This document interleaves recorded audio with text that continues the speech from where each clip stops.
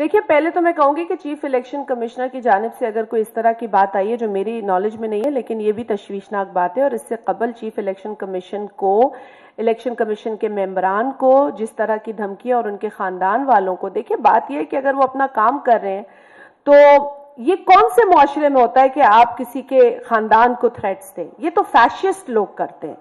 ये कोई भी जमहूरियत पसंद नहीं करता, ये फैशिज्म है। और ये फैशिज्म इस मुल्क में अगर कोई प्रमोट करेगा तो हम यकीनन उसकी मजम्मत करेंगे। अगर आपको किसी इदारे के किसी एक्शन से पर एतराज है तो आप अपने एतराज का इजहार, उस पर तनकीद करने का पूरा पूरा हक रखते हैं।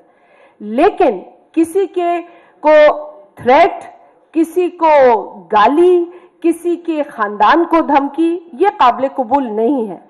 जहां तक सवाल पैदा होता है पाकिस्तान तहरीक इंतशार या अगर इंसाफ है उसमें, तो उनके एक रुकन के ऊपर जो कि फॉर्मर इंफॉर्मेशन मिनिस्टर भी हैं, तो देखिए मैं तो उस जमात से ताल्लुक रखती हूं कि जो अपने सियासी मुखालफिन के खिलाफ इस तरह की कार्रवाई पे कभी ना खुश होंगे, ना हुए हैं, और ना अल्लाह करेगा कभी आइंदा भी हम खुश होंगे।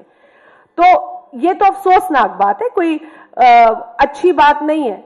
लेकिन फिर बात यह है ना कि अगर इलेक्शन कमीशन के सेक्रेटरी जाकर एक थाने में इस तरह की खदशात और जो उनका बयान है उसकी बिना पर एक केस रजिस्टर कराते हैं, तो उनको भी उतना ही हक हासिल है प्रोटेक्शन का जितना दूसरे शख्स को हासिल है।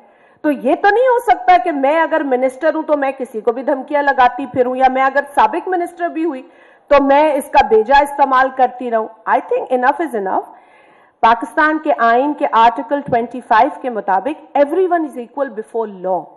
तो अगर आपने कोई बात गलत की है तो अगर एक आम आदमी के ऊपर पर्चा कट सकता है तो किसी वजीर, साबिक वजीर पर नहीं कर सकता। स्टार न्यूज़, जियो पाकिस्तान के लिए।